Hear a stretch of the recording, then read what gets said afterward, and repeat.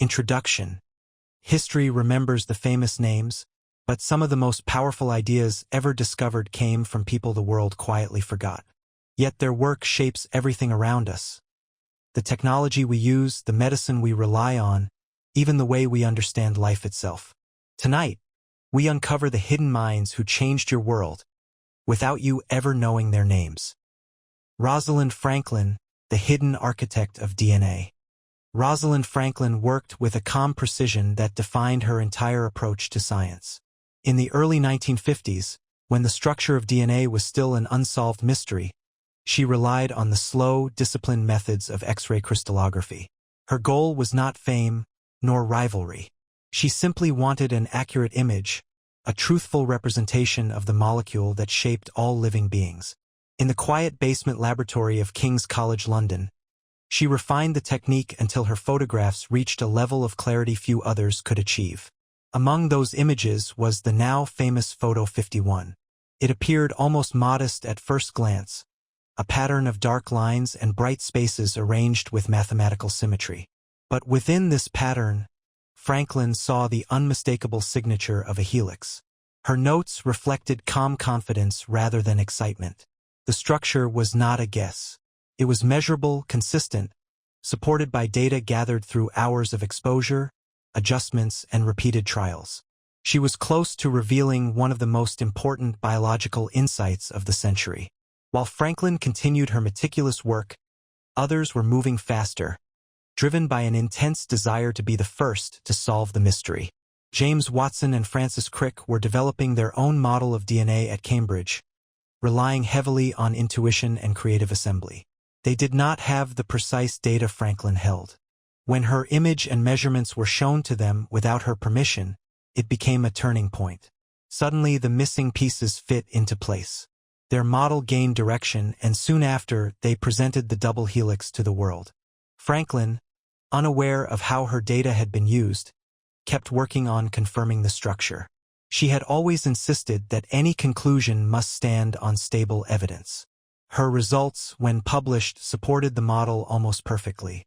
By the time the scientific community recognized the accuracy and depth of her work, the credit for the discovery had already been largely assigned to others. After leaving King's College, Franklin continued her research at Birkbeck College, shifting her focus to viruses. Her disciplined approach again produced important insights, contributing to the early understanding of RNA and viral structure. She worked steadily, avoiding conflict and preferring the clarity of well-designed experiments. Colleagues admired her precision, her integrity, and her ability to bring order to complex systems. Her scientific path was calm, focused, and grounded in evidence rather than speculation. Franklin's career was cut short when she developed ovarian cancer. Even during the final years of her life, she remained deeply involved in her research teams, planning experiments and organizing data. She passed away in 1958 at the age of 37. 4 years later, the Nobel Prize in Physiology or Medicine was awarded to Watson, Crick, and Maurice Wilkins for the discovery of DNA structure.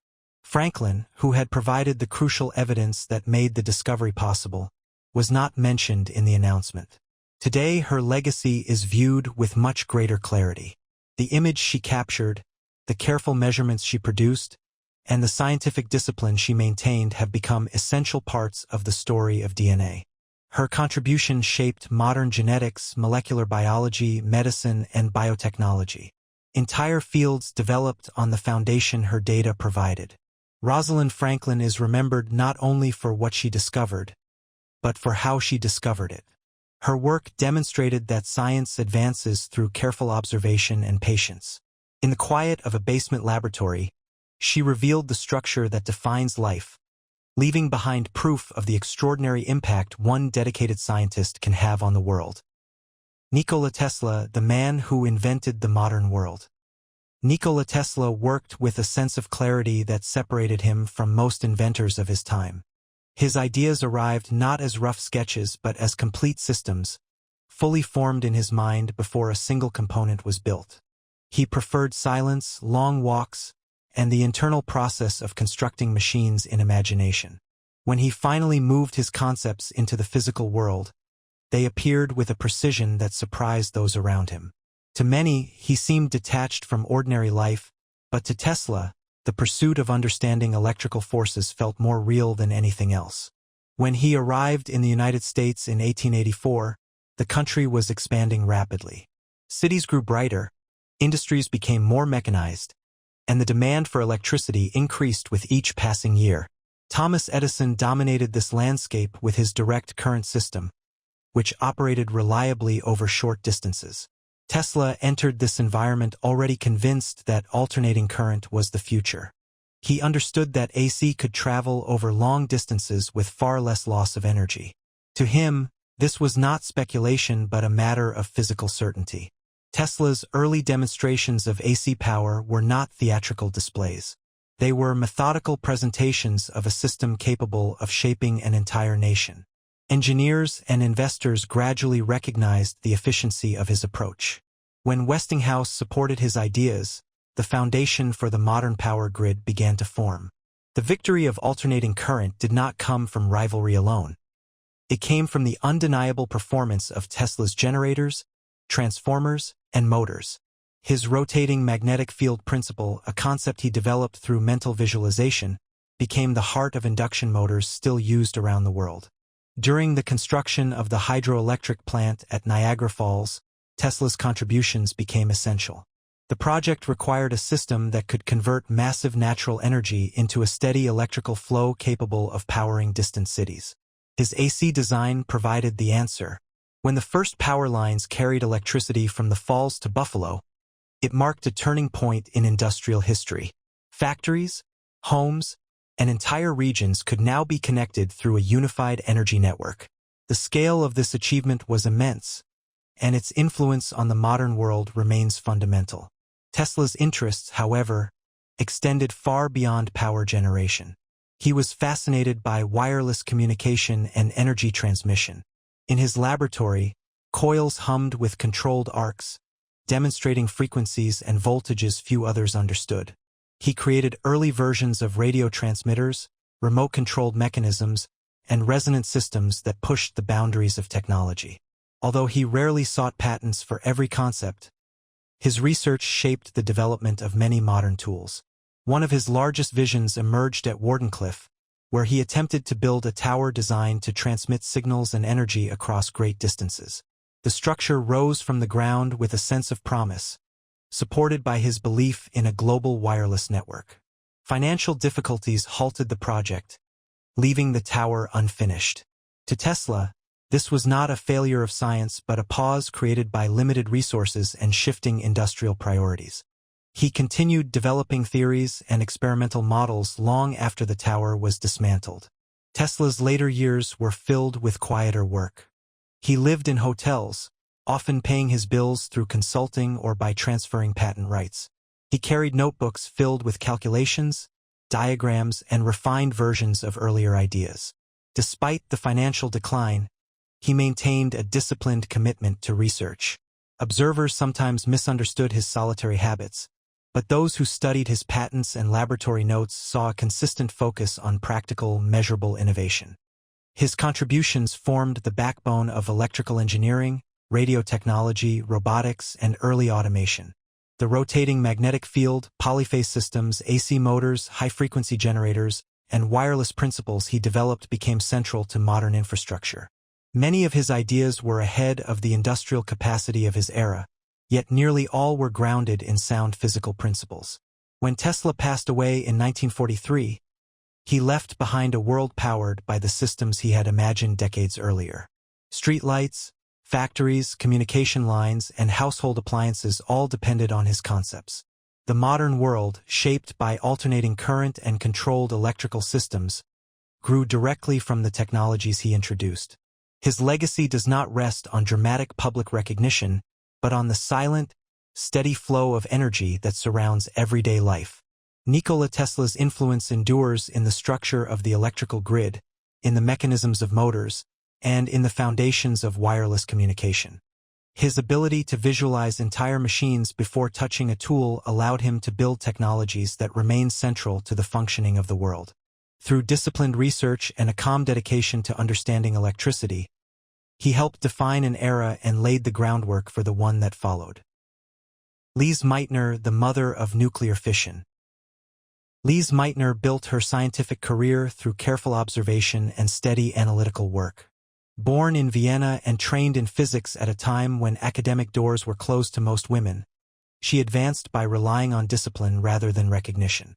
Her approach to research was calm, methodical, and rooted in a precise understanding of experimental results.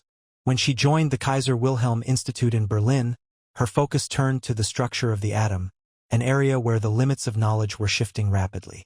For many years, Meitner worked closely with the chemist Otto Hahn. Their collaboration combined her understanding of nuclear processes with his expertise in chemical separation. Together, they examined the behavior of heavy elements under neutron bombardment. Their experiments were designed to reveal how atomic nuclei responded when struck by particles, and the results required careful interpretation. Meitner guided the theoretical framework, organizing the data into patterns that reflected underlying physical laws. Her presence in the laboratory brought clarity to experiments that were often difficult to measure. By the late 1930s, the political landscape in Germany had changed dramatically. As Jewish scholars faced increasing restrictions, Meitner's position became uncertain. She left Berlin in 1938, finding refuge in Sweden.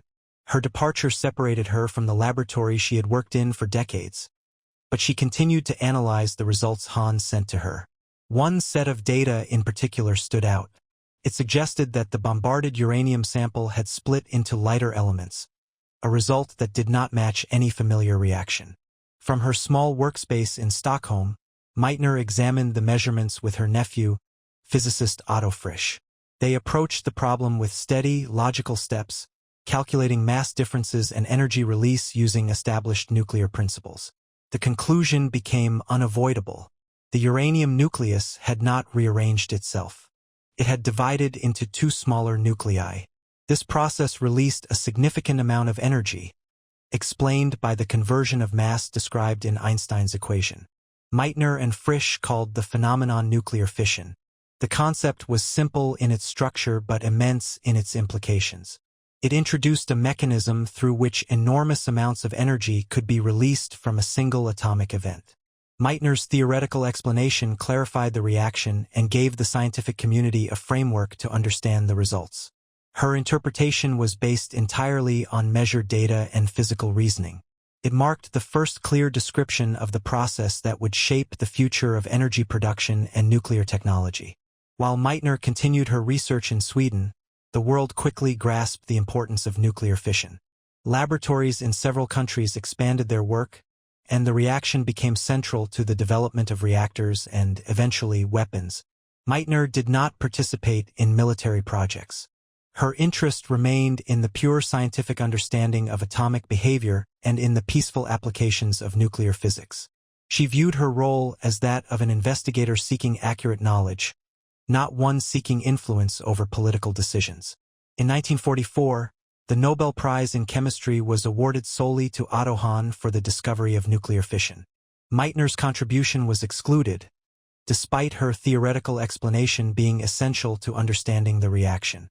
The omission created a lasting debate in the scientific community, but Meitner continued her work without bitterness. She focused on research, lectures, and advising young scientists. Her career remained dedicated to steady inquiry and clear interpretation of results. During her later years, Meitner's achievements became more widely recognized. She received numerous scientific honors and held respected positions within the international physics community.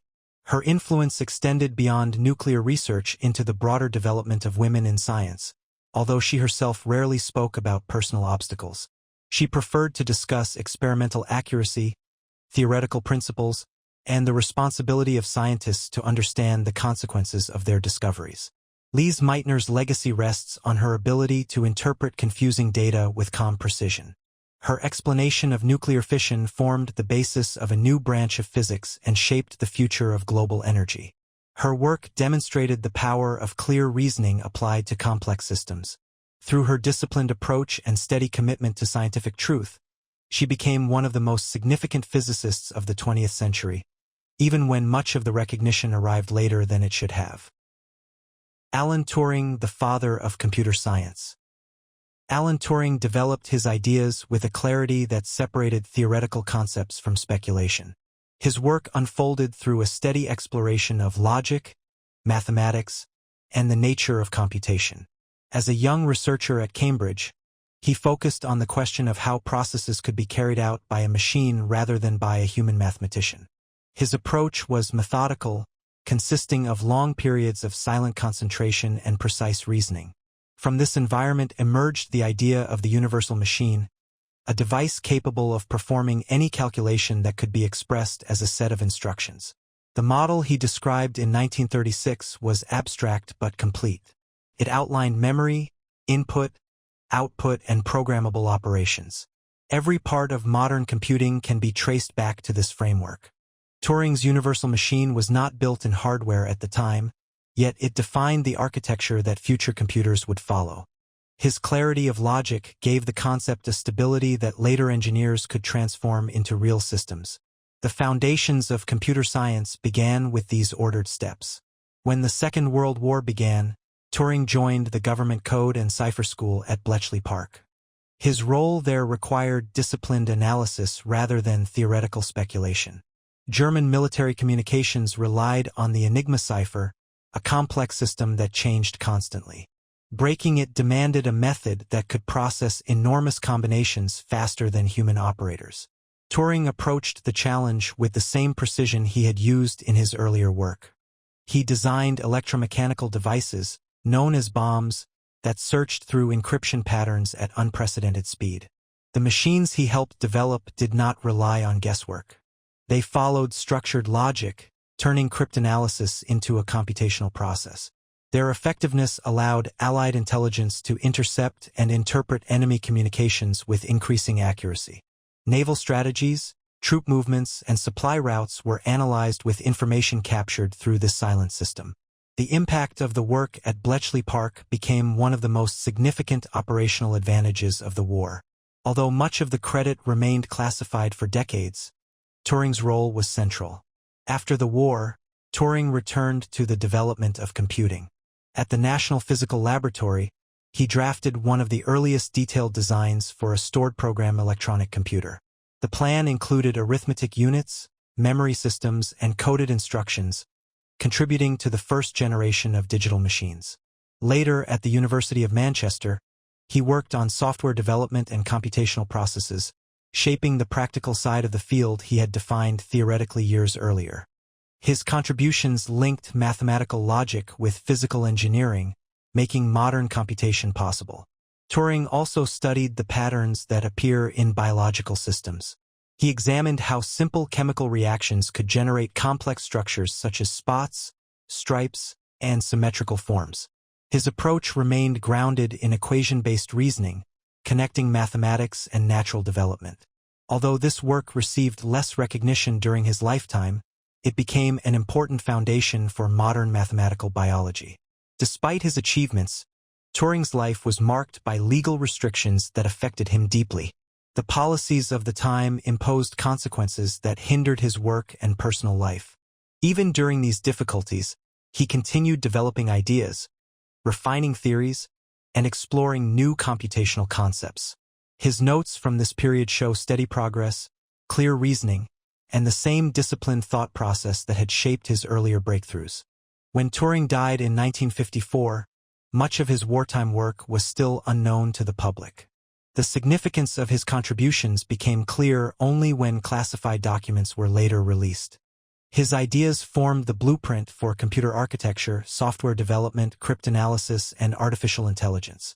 Every modern device that processes information follows principles he defined. The influence of his work extends through mathematics, engineering, and the entire structure of the digital world. Alan Turing's legacy rests on the combination of theoretical insight and practical design. He developed the fundamental model of computation, built the machines that applied those principles, and shaped the early progress of digital technology. His steady commitment to logic and precision created the foundation upon which modern computing stands. Katherine Johnson, the human computer of NASA. Katherine Johnson built her career through steady calculation and a clear understanding of orbital mechanics. From her earliest assignments at the National Advisory Committee for Aeronautics, she demonstrated an ability to organize complex trajectories into precise numerical paths. Her work unfolded through long sequences of mathematical steps carried out with quiet concentration. Johnson approached every problem by breaking it into structured components, ensuring that each stage aligned with the physical realities of flight. This discipline made her one of the most reliable human computers of her era. When the United States entered the space age, the demands placed on flight researchers became increasingly technical. Spacecraft required new forms of navigation, and the margin for error narrowed with each mission. Johnson's role expanded into analytical geometry and orbital equations, where her calculations shaped the routes that early astronauts would follow. She worked methodically, examining launch windows, re-entry angles, and the gravitational forces acting on a spacecraft.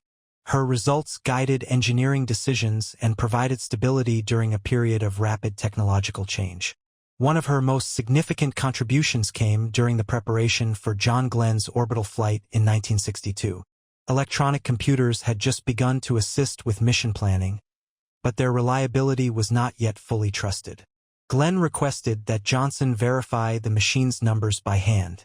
The task required precise computation of the craft's trajectory from launch to landing, accounting for Earth's rotation and the spacecraft's velocity.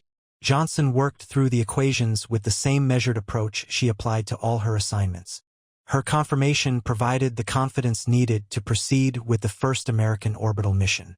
Her work extended far beyond this single event. Johnson calculated return paths for early Mercury missions, contributed to the planning of rendezvous procedures for Gemini flights, and later supported trajectory design for Apollo. Each calculation involved hundreds of interrelated factors, yet she maintained a clear sense of order throughout the process. Her ability to convert physical principles into dependable numbers formed the backbone of many mission plans. Engineers and astronauts relied on the stability of her results. In addition to her technical contributions, Johnson became a central figure in the evolution of NASA's computational teams. She worked steadily within an environment that was undergoing both scientific expansion and organizational change. She approached her role with calm professionalism, focusing on accuracy rather than recognition. Her presence demonstrated that skill and precision could stand above institutional barriers. Over time, her consistent work helped shape a culture in which mathematical rigor became essential to mission success. As NASA's capabilities grew, Johnson continued to refine trajectory methods and support complex mission profiles. Her work on lunar calculations provided important groundwork for the Apollo program, particularly in determining safe paths for spacecraft traveling to and from the Moon. Although many of these contributions remained internal documents rather than public achievements, they formed an integral part of the agency's progress. Johnson retired from NASA in 1986 after more than 3 decades of continuous service. Her notebooks, filled with equations and trajectory models, reflect a career defined by disciplined thinking. Each page shows the same careful handwriting and orderly arrangement of numbers that guided the early years of human spaceflight. Her influence is present in the computational systems, navigation techniques, and mission protocols that followed. Katherine Johnson's legacy is grounded in accuracy and stability. Her calculations ensured safe paths for spacecraft at a time when every mission carried significant risk. Through her structured approach to mathematics and her ability to convert theory into practical navigation, she helped define the early era of American space exploration. Her work stands as a demonstration of how careful reasoning and consistent precision can shape the direction of scientific progress. Hedy Lamarr, the actress who invented Wi-Fi. Hedy Lamarr developed her ideas in an environment far removed from laboratories or research institutions. Known to the public as a film actress, she worked within a world shaped by cameras, studios, and carefully constructed images. Yet behind the scenes she maintained a quiet interest in engineering. She spent her evenings studying technical manuals, examining mechanical systems, and organizing her thoughts through sketches and notes. The contrast between her public roles and her private intellectual life was significant, but Lamarr approached both with steady focus and discipline. Her early experiences in Europe exposed her to discussions about military technology, particularly the control systems used for torpedoes. She observed the limitations of existing guidance mechanisms and took an interest in the problem long before she attempted to develop a solution. After emigrating to the United States, she continued to read about communication systems and signal interference. Lamarr's work progressed gradually, shaped by curiosity and the desire to create a method that would make remote control more stable and harder to disrupt. During the early years of the Second World War, radio-controlled weapons were vulnerable to jamming. A fixed frequency could be intercepted or blocked with relative ease. Lamarr recognized that any secure system would require a method for changing frequencies rapidly and in coordination between transmitter and receiver. Working with composer George Antheil, who understood the mechanics of synchronized systems, she began developing an approach based on frequency hopping. Their conversations led to a design in which signals shifted through a series of predetermined frequencies, preventing interference and making interception far more difficult. The idea formed through practical reasoning rather than theoretical abstraction. Lamarr envisioned the transmitter and receiver moving together through a sequence, similar to the synchronized operation of a mechanical device. Antheil applied his experience with automatic piano mechanisms to propose a method for matching the pattern on both ends. The result was a system that allowed a signal to survive in contested environments. Lamarr contributed the core concept, outlining how rapid frequency changes could enhance security by limiting the effectiveness of jamming attempts. They refined the design into a patent filed in 1941. The document described a spread-spectrum communication method that shifted frequencies at fixed intervals, using a shared code between devices. Although the technology of the time made implementation challenging, the principle itself was clear and forward-looking. Lamarr and Antheil offered their invention to the U.S. Navy, hoping it would improve torpedo guidance and protect naval operations. The system was acknowledged but set aside, largely because the mechanical synchronization seemed difficult to integrate into wartime hardware. Lamarr did not promote her invention publicly. She continued working in film while maintaining an interest in science, occasionally revisiting technical ideas but rarely seeking recognition. Her contribution remained largely unknown during the war years. Despite this, the principles behind her patent gained importance in later decades as electronic components became smaller and more adaptable. Engineers recognized that frequency hopping techniques could support secure communication across a wide range of devices. As digital technology advanced, Lamarr's concept of spread-spectrum transmission became central to the systems that would define the modern wireless world. The same approach that once aimed to protect naval signals formed the basis for Wi-Fi, Bluetooth, GPS, and other communication protocols. These networks depend on rapid frequency changes, distributed channels, and the stability that emerges from controlled variability. The structure she envisioned became an integral part of how information moves through the air today. Lamarr's scientific role gained recognition only late in her life, long after her acting career had ended. Researchers and historians began examining her patent and tracing its influence through decades of communication technology. What emerged was a clear picture.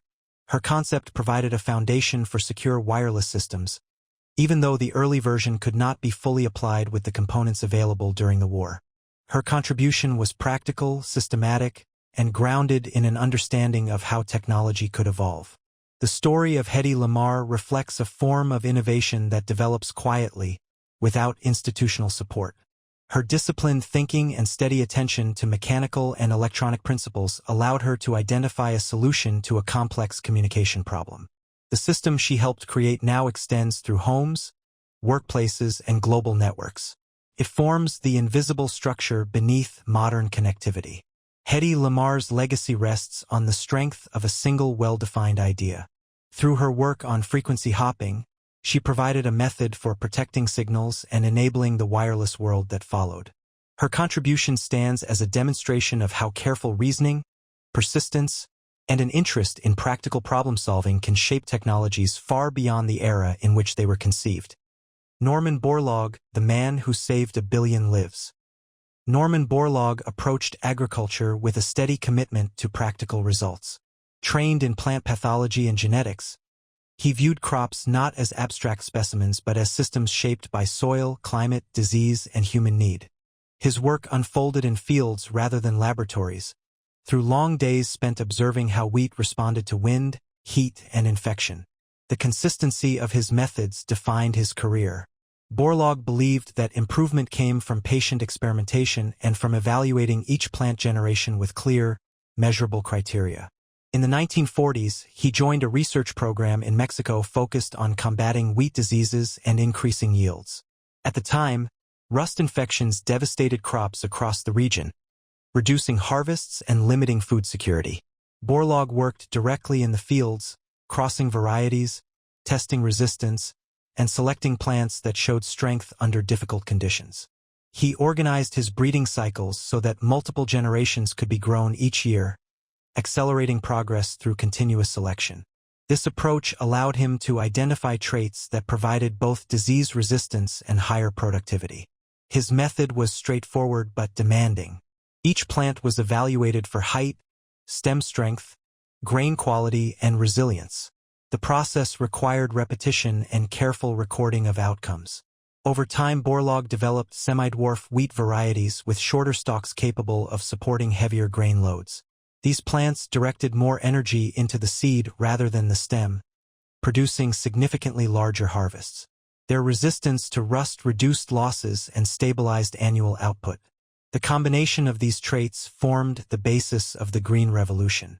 As the new wheat lines demonstrated their reliability in Mexican fields, interest spread to other regions facing severe food shortages. South Asia, in particular, struggled with rapid population growth and limited agricultural productivity. Borlaug traveled to India and Pakistan, working with local scientists and farmers to test his varieties under new conditions. He adjusted the breeding programs to match regional soils, climate patterns, and irrigation systems. His work remained focused on performance rather than publicity. Each decision reflected data gathered directly from field trials. The results were significant. Yields increased rapidly, and the new wheat varieties adapted well to large-scale cultivation. Regions once vulnerable to repeated crop failures achieved stable production levels. The impact on food security was immediate and measurable. The increased harvests reduced the risk of widespread famine and provided governments with the resources needed to stabilize local economies. Borlaug continued refining his methods, supporting training programs for agronomists, and encouraging the development of regional breeding centers.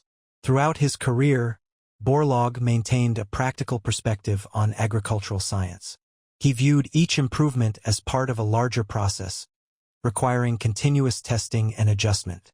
He often emphasized that new varieties were only one component of successful farming systems, which also depended on fertilizers, water management, and access to seeds.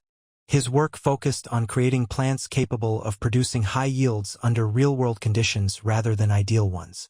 In 1970, Borlaug received the Nobel Peace Prize for his contributions to global food production. The award recognized the role his wheat varieties played in reducing hunger and stabilizing regions facing population pressure. Despite the acknowledgement, he remained dedicated to fieldwork and continued to support agricultural programs in developing countries. His career extended across several decades, during which he worked to introduce improved crops and modern farming practices to communities worldwide. Norman Borlaug's legacy is characterized by measurable results rather than theoretical influence. The wheat he developed changed the trajectory of global agriculture, providing a foundation for food security in regions with limited resources. His disciplined approach to plant breeding demonstrated how scientific methods, applied consistently and evaluated through practical outcomes, could influence the lives of millions. Through his work, he helped shape a world where food production could meet the demands of a growing population, and his contributions continue to define modern agricultural science. Mary Anning, the fossil hunter who rewrote history. Mary Anning spent her life along the cliffs of Lyme Regis, a coastline where layers of ancient sediment revealed remnants of worlds that had disappeared long before human memory. Her work did not follow the structure of formal education or institutional research. Instead, it grew from careful observation, steady practice, and an unwavering attention to detail. Each day she studied the cliffs, noting subtle shifts in the rock and learning how storms, tides, and erosion exposed new material. Over time, she developed a precise understanding of how fossils appeared, where to search for them, and how to extract them without damage. Her routine was shaped by the environment. The unstable cliffs required constant caution, yet they also offered opportunities to uncover specimens preserved for millions of years.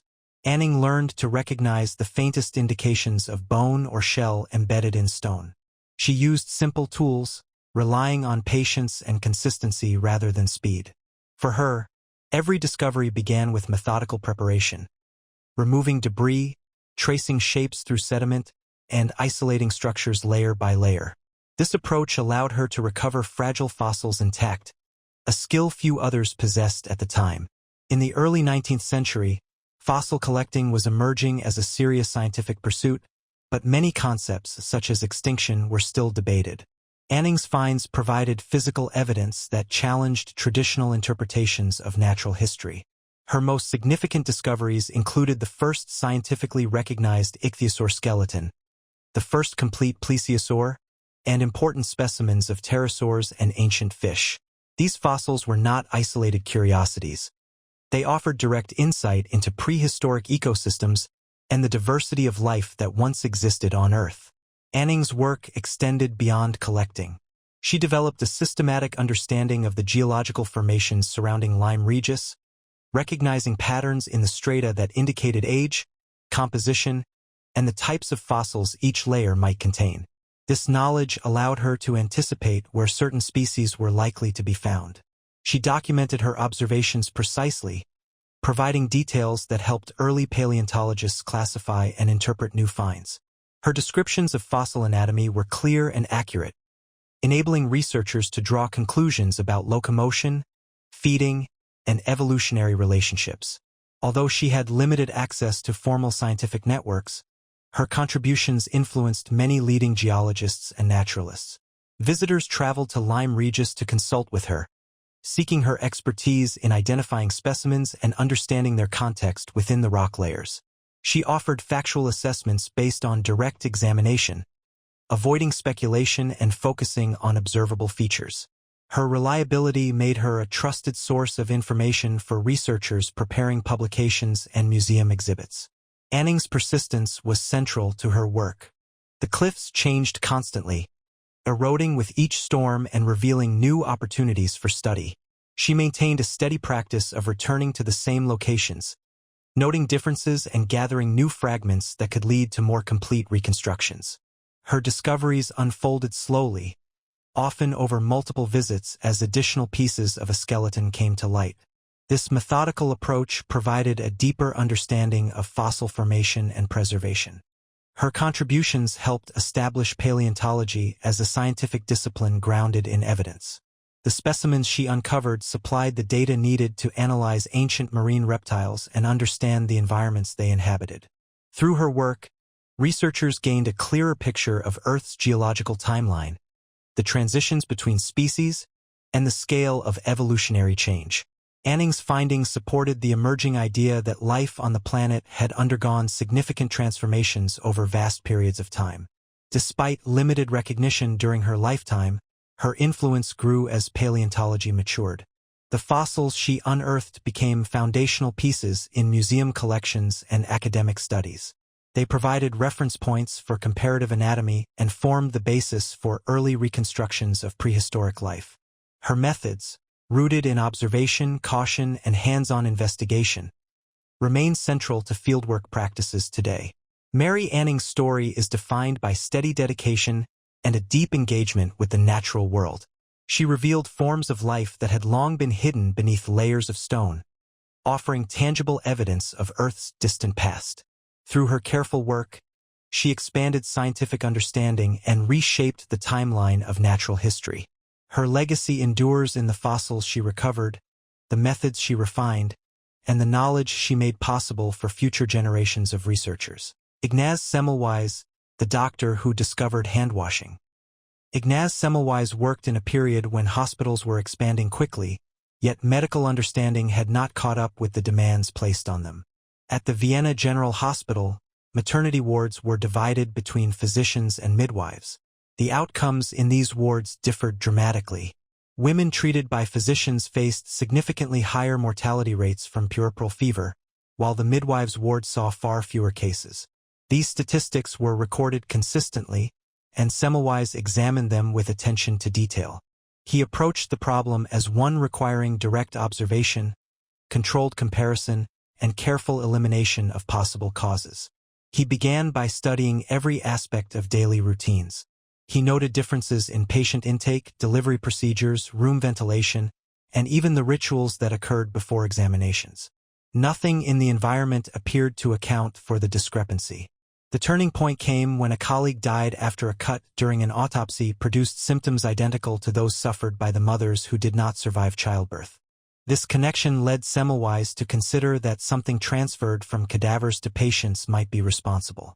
At the time, the concept of microbes was not yet established, but Semmelweis focused on what could be observed directly. Physicians often went from autopsy rooms to maternity wards without washing their hands. Midwives, in contrast, did not perform autopsies. From this simple difference, he formed a hypothesis. Particles from cadaveric material were being carried into the maternity ward and causing the infections. His reasoning was based on pattern recognition and consistent correlations rather than theoretical explanations. To test the hypothesis, Semmelweis introduced a strict hand-washing protocol using a chlorinated lime solution. He selected this solution because it removed the strong odors associated with the autopsy room, providing a practical indicator that the hands were thoroughly cleaned. He implemented the procedure for all staff entering the maternity ward and monitored the results.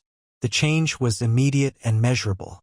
Mortality rates dropped dramatically, reaching levels comparable to the midwives' ward. The data confirmed his conclusion that hand hygiene reduced the transmission of disease. Semmelweis focused on refining the new protocol, adjusting instructions to ensure consistency. He emphasized thorough scrubbing, regular solution replacement, and compliance checks. The routine became a structured part of the ward's daily operation. He documented the results over time, recording how mortality declined whenever the protocol was followed and rose when compliance lapsed. His observations presented a clear cause and effect relationship supported by repeated outcomes. Despite the strong evidence, acceptance of his conclusions was limited. Many physicians dismissed the idea that their hands could transmit harmful material. The lack of a widely accepted theory of infection made it difficult for Semmelweis to explain why the protocol worked, even though the results were reliable. He continued to advocate for systematic hand cleansing and collected additional data to support his recommendations, but institutional resistance slowed adoption. Semmelweis eventually left Vienna, but he carried his findings into later work, implementing similar hygiene measures wherever he practiced. His methods consistently reduced mortality, reinforcing his earlier observations. Still, broad recognition only came years after his lifetime, when germ theory provided the scientific framework that explained the transmission of infections. Researchers then revisited his data and acknowledged the accuracy of his conclusions. Today, Semmelweis is recognized for establishing one of the most fundamental practices in modern medicine. His approach, observing patterns, forming hypotheses based on measurable differences, and testing them through controlled change, demonstrated the value of empirical investigation in clinical settings. Handwashing, simple in execution yet profoundly impactful, remains one of the most effective methods for preventing infection. Semmelweis's work laid the foundation for sterile procedure and transformed medical practice, illustrating how careful observation can reshape entire fields of healthcare. Chien-Shiung, the First Lady of Physics. Chien-Shiung built her career through precision, discipline, and an unwavering commitment to experimental accuracy. Her work focused on understanding the structure of the physical world by examining how particles behaved under controlled conditions. From the beginning, she demonstrated a methodical approach to research. She studied each step of an experiment with attention to detail, verifying calibrations, reducing sources of error, and repeating measurements until the results were consistent. This dedication made her one of the most respected experimental physicists of the 20th century. Wu specialized in nuclear physics, a field that depended on clear data to interpret complex interactions within the atom. At a time when theoretical models were advancing rapidly, Her contributions provided the experimental evidence needed to confirm or challenge these models. She worked with radioactive materials, detectors, and cryogenic systems, applying procedures that required patience and careful handling. Her understanding of instrumentation allowed her to design experiments that measured subtle physical effects with remarkable accuracy. Her most influential work began when theoretical physicists Tsung-Dao Lee and Chien-Shiung proposed that the long-standing principle of parity conservation might not apply to weak nuclear interactions. Until then, parity, the idea that physical laws remain unchanged if spatial coordinates are mirrored, was considered universal. Wu examined their proposal not as an abstract claim but as a question that could be tested through measurable phenomena. To investigate it, she designed an experiment using cobalt-60, a substance that undergoes beta decay in a way suitable for observing directional emissions. The experiment required that the cobalt-60 nuclei be aligned at extremely low temperatures. Wu traveled to the National Bureau of Standards, where the necessary cryogenic equipment was available. She oversaw the preparation of the sample, ensuring that the magnetic alignment was stable and that the detectors surrounding it operated reliably. Every component had to maintain strict conditions so that the observed results would reflect the behavior of the nuclei rather than external interference. The setup demanded extensive calibration, continuous monitoring, and repetition to confirm the consistency of the data. When the measurements were taken, the results were clear. The electrons emitted during the decay preferred one direction over the mirror-reflected alternative. This directional preference demonstrated the violation of parity in weak interactions. Wu's experiment provided the decisive evidence that changed a foundational assumption of physics. Her findings reshaped the understanding of particle behavior and contributed to a broader reevaluation of symmetries in nature. Beyond this landmark experiment, Wu continued to refine techniques in beta decay, nuclear polarization, and particle detection. She contributed important measurements to studies of neutrinos, nuclear structure, and electromagnetic transitions. Her work followed the same pattern throughout her career: careful design, stable conditions, repeated trials, and clear documentation. She emphasized reproducibility and encouraged younger physicists to approach experiments with the same disciplined methodology. Wu also taught and mentored students, guiding them through the practical aspects of laboratory research. She stressed the importance of preparing equipment thoroughly, understanding the limits of measurement, and recognizing when results required further verification. This consistency shaped her legacy as both a researcher and an educator. Although the Nobel Prize for Parity Violation was awarded to Lee and Yang, Wu's experimental confirmation remains essential to one of the most significant discoveries in modern physics. Her work demonstrated that theoretical predictions require rigorous testing and that even long-accepted principles must be examined through empirical evidence. Chien-Shiung Wu's career illustrates the impact of meticulous experimental science. Her methods revealed hidden asymmetries at the heart of particle interactions and provided clarity in a field where precision determines understanding. Through her work, she expanded knowledge of the atomic world and strengthened the foundation upon which much of modern physics continues to develop. Ada Lovelace, the first computer programmer. Ada Lovelace approached mathematics with a steady, analytical mindset, shaped by early training that combined numerical discipline with an interest in mechanical design.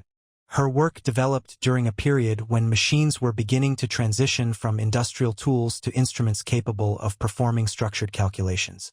She studied these emerging devices not simply by observing their mechanisms but by examining how instructions, sequences, and symbolic operations could be expressed within them. This perspective positioned her at the foundation of computational thought long before electronic computers existed. Her collaboration with Charles Babbage began when she examined his plans for the analytical engine, a machine intended to process information through a system of gears, levers, and punched cards. While others viewed the device as a more sophisticated calculator, Lovelace focused on the logic underlying its operations. She saw that the engine could manipulate symbols according to predefined rules, allowing it to perform a broad range of tasks if given the proper instructions. This insight framed the machine not as a single-purpose instrument but as a general computational device. When Lovelace translated an Italian paper describing Babbage's work, she expanded it with a detailed series of notes. These notes were more extensive than the original text and formed the core of her contribution. She organized her ideas systematically, explaining the structure of the analytical engine, the role of punched cards in directing its functions, and the mathematical operations the machine could execute. Her explanations maintained a clear and practical tone, outlining procedures step by step and illustrating how the machine could produce reliable outputs from properly arranged instructions. The most significant section of her notes included a sequence of operations for calculating Bernoulli numbers.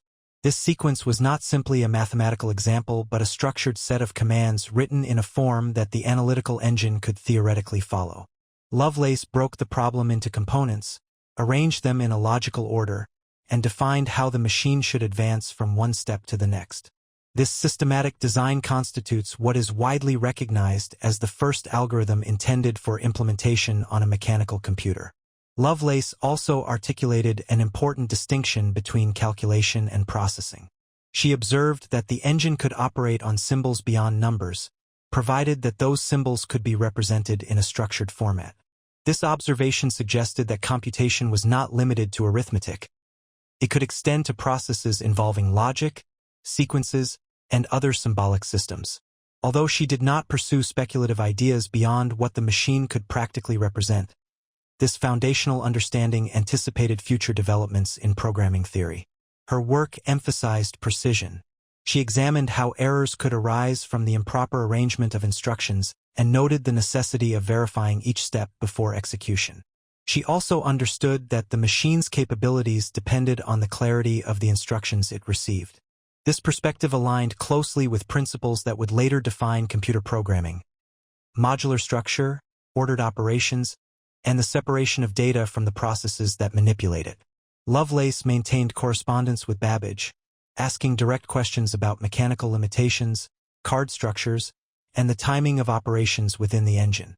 Her focus remained on how the device could carry out tasks consistently rather than on abstract speculation.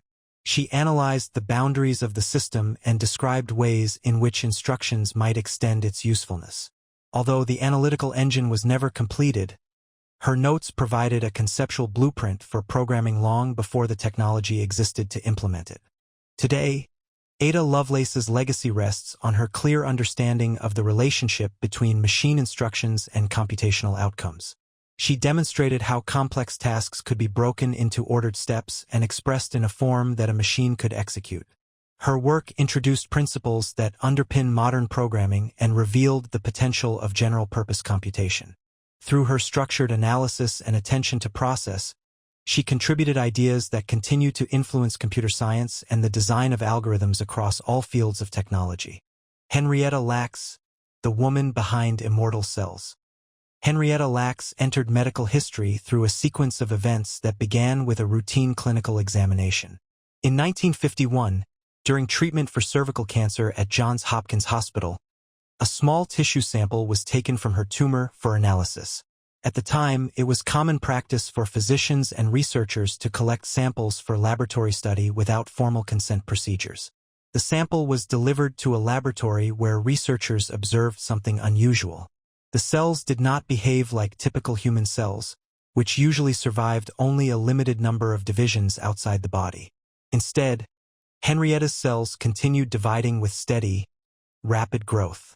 These cells, later named HeLa, demonstrated an ability to survive in controlled conditions and to replicate indefinitely when provided with the proper environment. This property made them the first immortal human cell line. Researchers recognized the significance immediately. A stable, self-renewing source of human cells could support experimentation that had previously been constrained by the short lifespan of primary cells. HeLa cells provided a reliable system for testing hypotheses, observing cellular behavior, and comparing the effects of different variables under consistent conditions.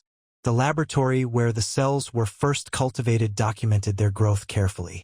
HeLa cells adapted well to various media, tolerated transportation, and maintained their characteristics through countless generations. Their robustness allowed researchers to standardize experiments and share identical cell cultures across institutions. Within a short period, HeLa cells became a central tool in biomedical research, supporting projects focused on virology, genetics, cancer biology, and pharmacology.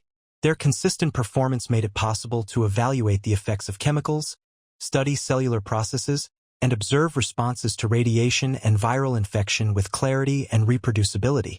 One of the earliest and most important applications of HeLa cells involved the development of the polio vaccine. Researchers used the cells to grow large quantities of poliovirus, enabling systematic testing of vaccine formulations. The reliability of HeLa cultures accelerated the evaluation process, allowing scientists to gather the necessary data to validate the vaccine's safety and effectiveness. This contribution influenced global public health, reducing the incidence of a disease that had affected millions. As research progressed, HeLa cells became a model system for exploring fundamental aspects of cell biology. Scientists used them to study chromosome behavior, gene expression, and the mechanisms by which viruses interact with host cells. The stability of the cell line made it possible to perform experiments that required long-term observation or repeated trials. HeLa cells also played a significant role in space research, as samples were sent into orbit to examine the effects of zero gravity and radiation on cellular growth. Throughout this period, Henrietta Lacks herself remained largely unrecognized. The focus of the scientific community was on the performance of the cells rather than the person from whom they originated. It was only decades later that broader attention turned to the ethical context surrounding the collection and use of her tissue. Discussions emerged about consent, privacy, and the relationship between individuals and the biological materials derived from them. These discussions led to reforms that shaped modern research ethics, emphasizing transparency, patient rights, and the responsible handling of human samples. Despite the ethical questions raised later, the scientific impact of HeLa cells is clear. They provided a foundation for experiments that required consistent biological material and helped standardize laboratory practices across institutions. Their use supported advancements in treatments, diagnostics, and our understanding of cellular processes. Researchers continue to work with HeLa cells, often alongside newer cell lines, recognizing their historical and scientific importance. Henrietta Lacks' legacy rests in the influence her cells have had on modern science. The discoveries they enabled span multiple fields and continue to contribute to research today. Through the continuous growth of HeLa cells, her biological contribution extends across decades of scientific progress, shaping medicine, biology, and the standards by which research is conducted. Fritz Haber, the man who fed the planet. Fritz Haber approached chemistry with a methodical focus on measurable outcomes, controlled reactions, and the practical application of scientific principles. His work emerged at a time when global agriculture faced a critical limitation: the lack of accessible nitrogen. Although nitrogen made up most of the atmosphere, it existed in a form that plants could not use. Fertile soil required fixed nitrogen, compounds like ammonia and nitrates, but natural sources were insufficient to meet growing demand. Scientists understood the need to convert atmospheric nitrogen into usable form, yet no industrial process had achieved it reliably. Haber examined the problem through thermodynamics and reaction kinetics. He analyzed how temperature, pressure, and catalysts influenced the behavior of nitrogen and hydrogen molecules. Early attempts to synthesize ammonia had failed because the reaction required conditions that were difficult to sustain. Haber focused on identifying the precise balance between heat and pressure that would allow the reaction to proceed while producing measurable yields. Working in a small laboratory setup, he designed apparatus capable of reaching high pressures and carefully monitored the output using analytical methods available at the time.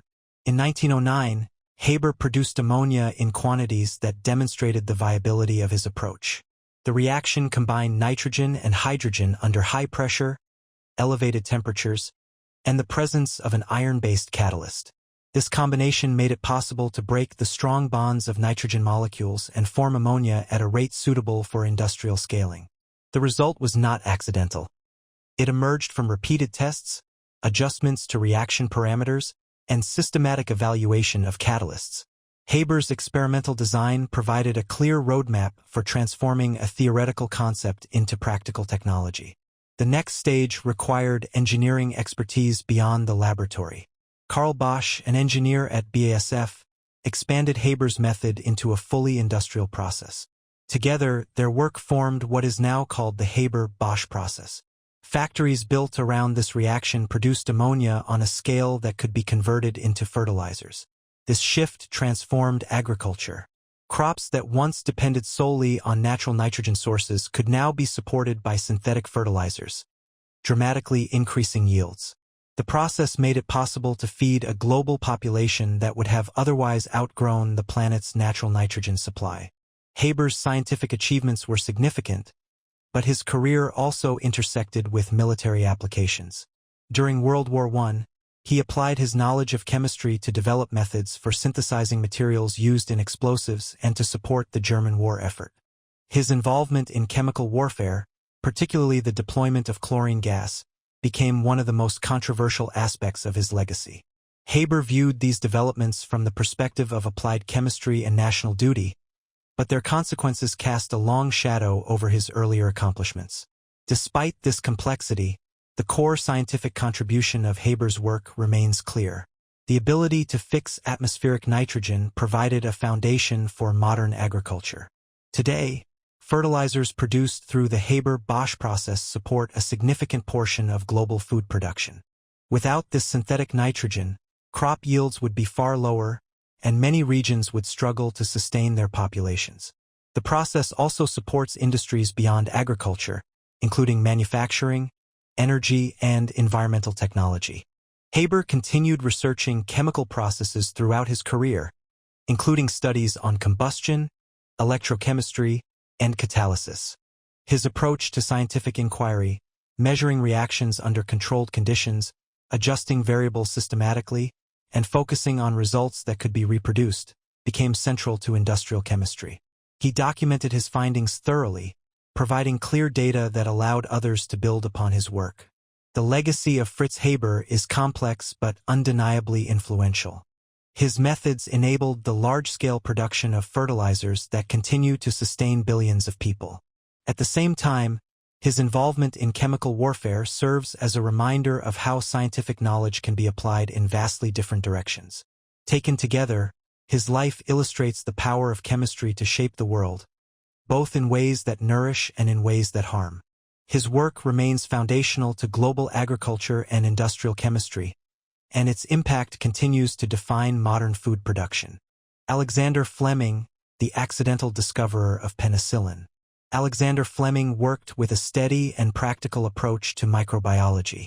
His laboratory at St. Mary's Hospital in London was a space where routine observations often led to unexpected insights. Fleming focused on studying bacteria, examining how they grew, how they spread, and how they responded to different conditions. His method relied on careful note-taking, controlled experiments, and a willingness to pay attention to details that others might overlook. This attentive style became central to one of the most influential discoveries in medical history. In 1928, Fleming returned from a brief vacation to find that one of his culture plates had been contaminated by a mold. Under normal circumstances, contaminated samples were simply discarded. But before disposing of the plate, Fleming examined it more closely. He noticed a clear zone around the mold where bacterial colonies had failed to grow. The observation was straightforward yet unusual. Something produced by the mold appeared to inhibit bacterial growth, creating a visible boundary between the two organisms.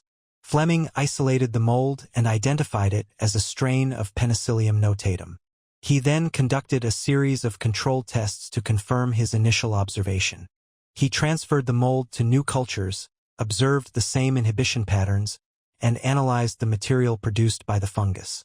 He found that the substance diffusing from the mold could kill many common bacteria, including the types responsible for serious infections. Fleming named this antibacterial substance penicillin. His early experiments focused on stability, effectiveness, and the range of bacteria affected by penicillin.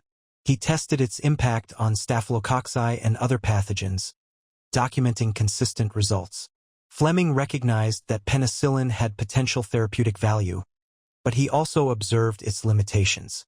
The compound was unstable, difficult to extract, and degraded quickly. His laboratory lacked the chemical tools needed to purify it in quantities sufficient for clinical use. Despite these constraints, he published his findings, describing the substance's properties and its ability to kill bacteria without harming animal cells. For several years, penicillin remained an interesting scientific observation rather than a practical drug. It required advanced purification and stabilization techniques that were not yet available. The next stage came over a decade later, when researchers at Oxford, including Howard Florey, Ernst Chain, and their colleagues revisited Fleming's work. Using improved biochemical methods, they isolated penicillin in a usable form and conducted animal and human trials. These trials confirmed its effectiveness against infections that had previously been difficult or impossible to treat. Once its value was established, penicillin moved into industrial production. Facilities adapted fermentation processes to yield large quantities of the drug, refining methods to increase purity and stability. During World War II, penicillin transformed military and civilian medicine by reducing deaths from infected wounds, pneumonia, and other bacterial diseases. Its introduction marked the beginning of the antibiotic era, reshaping healthcare and extending life expectancy across the world. Fleming's role in this development remained foundational. His observations provided the first clear evidence that microorganisms could produce substances capable of killing harmful bacteria. His careful documentation allowed later researchers to understand the potential of penicillin and refine it into a usable medicine. Fleming himself continued studying antibacterial agents throughout his career, emphasizing the importance of careful laboratory technique and the rigorous testing of new compounds. Near the end of his life, Fleming also warned that improper use of antibiotics could lead to bacterial resistance, a concern based on direct laboratory observations. His understanding of microbial behavior allowed him to recognize how quickly bacteria could adapt when exposed to inconsistent or incomplete treatments. Alexander Fleming's discovery began with a simple moment of attention, noticing an unusual pattern on a culture plate.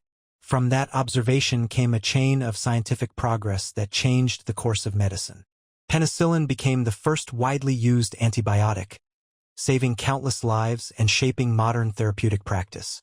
Fleming's method, observing patiently, testing cautiously, and recording results clearly, remains at the heart of scientific inquiry and continues to influence microbiology today. Grace Hopper, the mother of modern programming. Grace Hopper approached computing with a disciplined, engineering mindset grounded in clarity, structure, and repeatable processes. Trained in mathematics and later serving as a naval officer, she entered the world of early computers when machines operated through switches, relays, and numerical codes that demanded exact precision. Hopper saw that the emerging field needed more than hardware improvements. It needed a language that made computation understandable, structured, and scalable.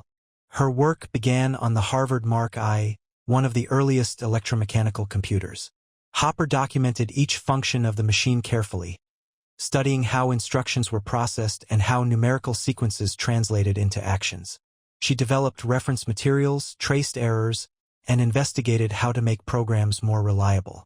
Her attention to detail allowed her to identify patterns in repeated tasks, and she began thinking about how these tasks could be organized more efficiently. As she gained experience, Hopper recognized a fundamental limitation in early programming. Instructions were written entirely in machine code. Programmers had to work with long strings of numbers representing operations and memory addresses. This approach was precise but slow, difficult to debug, and inaccessible to anyone without deep technical training. Hopper concluded that programming would only become viable on a large scale if instructions could be written in forms closer to human language rather than raw numerical commands. Her work on compilers, the tools that translate human-readable instructions into machine code, emerged from this insight. She designed a system that allowed programmers to write statements using English words and mathematical symbols. The compiler converted these statements into the numerical instructions required by the hardware. This shift represented a major conceptual breakthrough. It allowed programmers to focus on logic and structure rather than machine-specific codes, and it made programs easier to write, maintain, and expand.